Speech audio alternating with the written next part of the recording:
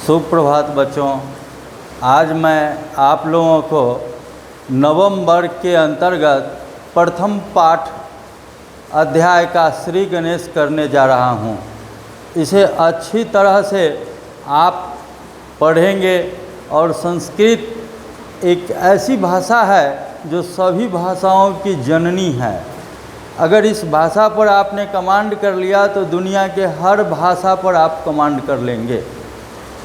इसलिए आप इसे अच्छी तरह पढ़ें, समझें, फिर आगे आप उन्नति करें, इसमें अच्छा करें। देखिए, प्रथम पाठ भारती बसंत गीति। भारती मतलब क्या होता है? भारती मतलब माँ शारदे। अब बसंत गीत मतलब क्या हुआ?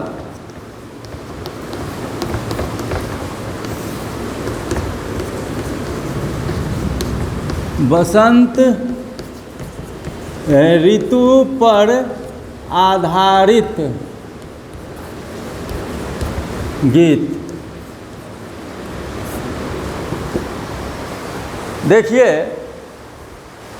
इस पाठ में कवि पंडित जानकी वल्लभ शास्त्री ने यह संदेश दिया है कि माता शारदे से प्रार्थना कर रहे हैं कि हे माँ शारदे, आप अपनी वीणा को इस तरह से बजाओ कि संपूर्ण सृष्टि में परिवर्तन हो जाए। मानव ही नहीं, जड़ चेतन जितने भी प्राणी हैं सब में कुछ न कुछ परिवर्तन आ जाए। ऐसी प्रार्थना पंडित जानकी वल्लभ शास्त्री माँ शारदे से कर रहे हैं। यह कवि पंडित जानकी वल्लभ शास्त्री जी का है। देखिए, कवि का नाम है पंडित। नाम के पहले देख लीजिए, टाइटल लगा हुआ है पंडित जानकी वल्लभ शास्त्री। इस नाम से पता चलता है कि संस्कृत और हिंदी के प्रख्यात विद्वान थे। इन्होंने अपनी रचनाओं में अपने देश में, अपने समाज में, अपने परिवेश में, अपने प्रकृति में विराजमान सभी वस्तुओं में परिवर्तन, नवीन चेतना का आवाहन माँ शारदे से उन्होंने किया है। उनकी एक कविता है, जानकी वल्लभ शास्त्री अभी भारतीय बसंत गीत के माध्यम से हम लोगों को संदेश दे रहे हैं कि तुम भारतीय हो, तुम में स्फूर्ति है, तुम में ओजस्वी है, तुम सो रहे हो, तुम्हारी अंतरात्मा में जो दीपक है वो बुझा हुआ है, तुम अपने दीपक को जलाओ। इसके लिए माँ शारदे से वह परिवर्तन के लिए प्रार्थना करते हैं। इसमें यह काकली नामक, यह जो है भारती बसंत गीत काकली नामक कथा संग्रह से लिया गया है। इसमें सरस्वती की वंदना करते हुए कामना की गई है कि हे सरस्वती, ऐसी बीना बजाओ जिससे मधुर मंजरियों से पीत पंक्ति वाले आम के वृक्ष, कोयल का कूजन, वायु का धीरे धीरे बहना, अमराइयों में काले भ्रमरों का गुंजार और नदियों का बहता हुआ जल बसंत ऋतु में मोहक हो उठे। कहने का अर्थ है, बसंत ऋतु हमारा त्याग और समर्पण की ऋतु है। इस ऋतु में प्रकृति में अद्भुत परिवर्तन होने लगता है।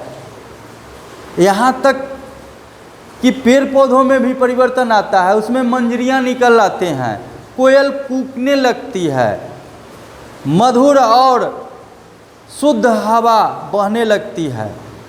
ऐसी ऋतु से सारा प्रकृति झूम उठती है। इसलिए बसंत को ऋतुओं का राजा कहा जाता है।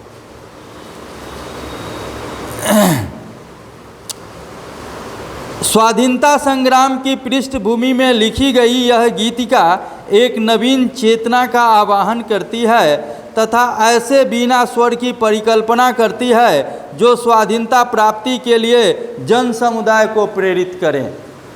कहने का तात्पर्य है कि लेखक ने भारतीय बसंत गीत में माँ शारदे से यह प्रार्थना किए हैं कि हे माँ शारदे, आप ऐसी बीना वादन करो जिससे भारतीय जो सोए हुए हैं और गुलामी की जर्जरता में जकड़े हुए हैं उनमें नवीन चेतना आए, उनमें नया ओज और जोश आए, उन्हें अंतर आत्मा में ऐसी प्रेरणा उत्पन्न करो जिससे कि वो देश की स्वतंत्रता की आंदोलन करें और भारत को आज़ाद कर सकें।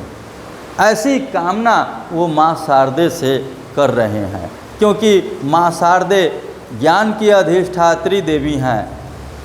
वह वाणी पर बैठ जाती हैं, वह अंतर्यात्मा में बैठ जाती है तो अनायास परिवर्तन होना शुरू होता है। जैसे कि कैकेयी को परिवर्तन कर दी थी, मंथरा को परिवर्तन कर दिए थे, कुंभकर्ण को परिवर्तन कर दिए थे।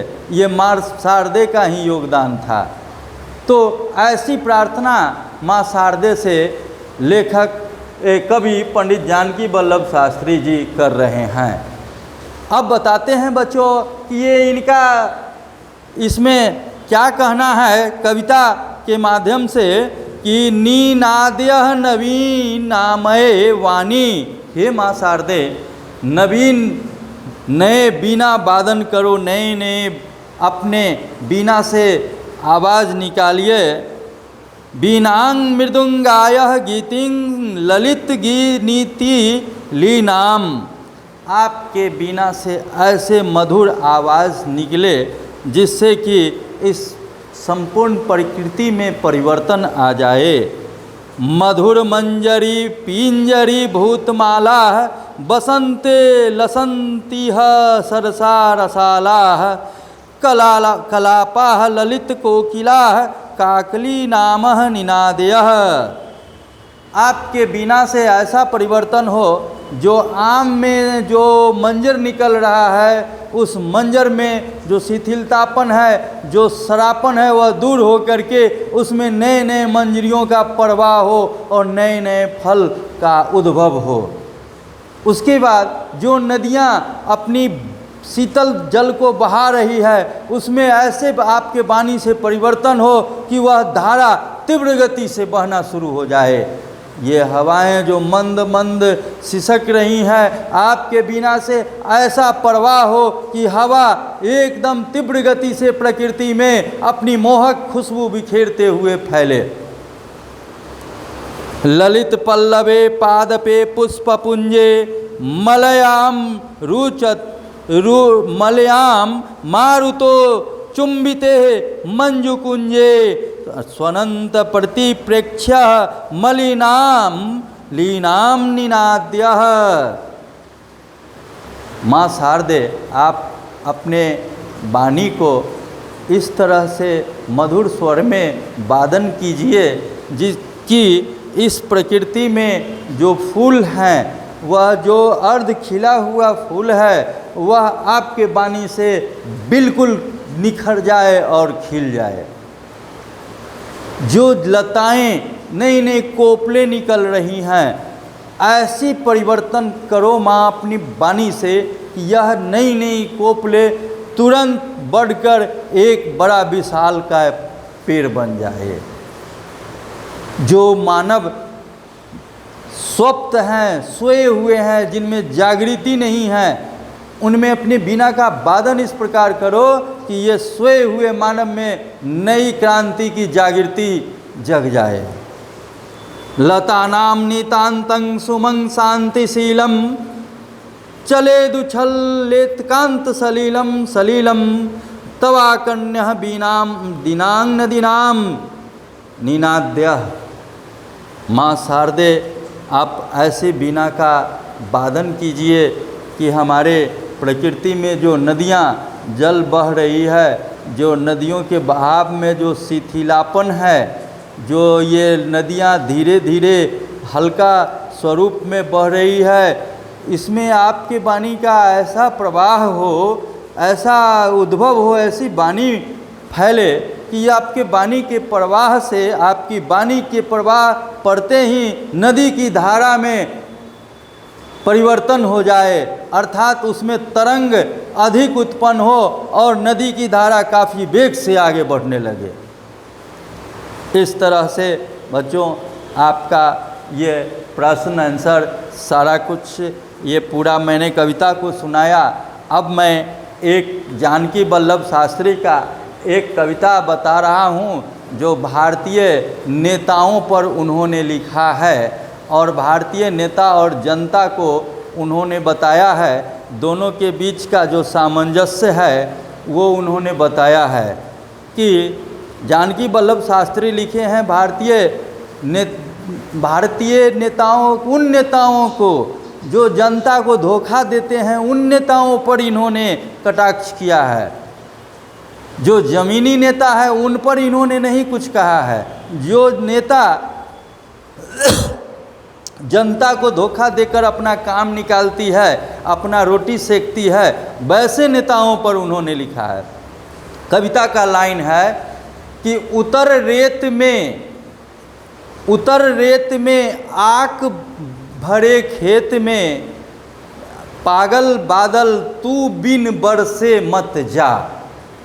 बादल को उन्होंने नेता का संबोधन किया है कि बादल जल बरसाकर धरती का प्यास बुझाती है, अन्न उत्पादन करती है। उसी तरह से नेता अपना सेवा से जनता को प्रोत्साहित करती है, जनता की उन्नति करते हैं, उनके लिए बादल शब्द का प्रयोग हुआ है।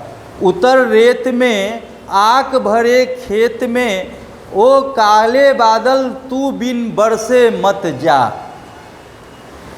कि कह रहे हैं कि तुम बिना बरसे हुए मत जाओ, तुम बादल रूपी छा गए हो तो तुम अपना जल बरसा के जाओ, तभी धरती की प्यास बुझ सकती है। अर्थात तुम जो नेता बड़े पद पर आसीन हो गए हो तो तुम अपना जल बरसाकर जनता को तृप्त करो, अपना सेवा रूपी जल बरसाकर जनता की उपज को बढ़ाओ, जनता को उन्नति सुख शांति प्रदान करो। फिर क्या कहते हैं वो, कुपथ रथ दौड़ाता जो, वह पथ निर्देशक हमारा है, लाज लजाती जिसकी कीर्ति से वह निदेशक हमारा है। जिसका पथ रथ जो है वह खुद कुपथ की ओर जा रहा है, माने वो अपना रथ जो है सो कुपथ पर दौड़ रहा है, बुरे रास्ते पर। कुपथ मतलब बुरा रास्ता, बुरे रास्ता पर अपना रथ दौड़ाते हुए जा रहा है। जिसकी कीर्ति से, जिसके काम से, जिसके आचरण से लज्जा को भी शर्म आने लगता है, वो ऐसा घिनौना काम करता है।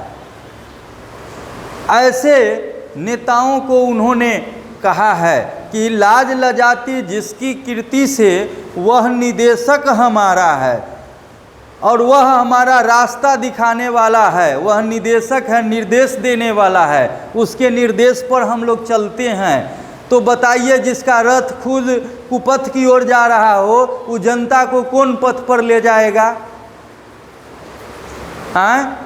तार खजूर खड़खड़ाते हैं, कांव काक आकाश में करते हैं, और लोग मुक दर्शक होकर देखते हैं। कहने का अर्थ है कि मंच लगता है, बादल छा जाते हैं, मंच लगता है, उस पर काक काँव काँव करते हैं, अर्थात तरह तरह के भाषण देते हैं, प्रलोभन देते हैं। हाँ, और जनता दर्शक होकर देखती है, लोग मुक दर्शक होकर देखते हैं। अर्थात बादल जब लगता है आकाश में तो जनता, यहाँ किसान खुश होते हैं और देखते हैं क्या, अब बारिश होगी तो हमारे अन्न का उपज होगा, हमारे घर में अनाज का भंडार होगा, हम अमन चैन से खाएंगे। अब नए नेताजी जगह पकड़ लिए हैं, अब हम जनता का विकास होगा, अब हम लोग अमन चैन शांति होंगे। परंतु होता क्या है कि वो बादल गरज कर चले जाते हैं, बरसते नहीं हैं। अर्थात तरह तरह के प्रलोभन, बाधाएं देकर, झूठा सपना दिखाकर चले जाते हैं, हकीकत में कुछ भी नहीं होता है। ऐ पागल बादल तू बिन बरसे मत जा। ऐसे बादल को कवि जानकी वल्लभ शास्त्री जी कहते हैं कि तुम छा गए हो तो बरस कर धरती की प्यास बुझा दो, तभी तुम्हारा छाना सार्थक है, अन्यथा व्यर्थ है। अब बच्चों इसका शब्दार्थ आप लोग याद करेंगे, क्योंकि शब्दार्थ संस्कृत का ईंट के समान होता है। जिस तरह से बिल्डिंग बनाने के लिए ईंट की ज़रूरत होती है, उस तरह से संस्कृत को पढ़ने के लिए शब्दार्थ की ज़रूरत होती है, संस्कृत को समझने के लिए शब्दार्थ की ज़रूरत होती है। उसके बाद है प्रश्नोत्तर है। इस प्रश्नोत्तर को आप लोग बनाएंगे। जैसे पहला है कि कवि बिना पानी किं कथयति, कवि बिना पानी माँ शारदे से क्या कहते हैं? तो निनाद्य नवीनमये वाणी बीना मृदुंगायं कीर्ति। माँ शारदे से मधुर बीना का वादन करने के लिए कवि कहते हैं। बसंते किं भवति, बसंत में क्या होता है? बसंते शनैः शनैः शीतल पवनम चलति। इस तरह से कवि ने जिक्र किया है। अब आप लोग शब्दार्थ के साथ साथ प्रश्नोत्तर पूरा करेंगे, फिर इसमें जो प्रॉब्लम होगी उसको मैं समाधान करूंगा, इसमें कतई कोई संदेह नहीं है। धन्यवाद बच्चों।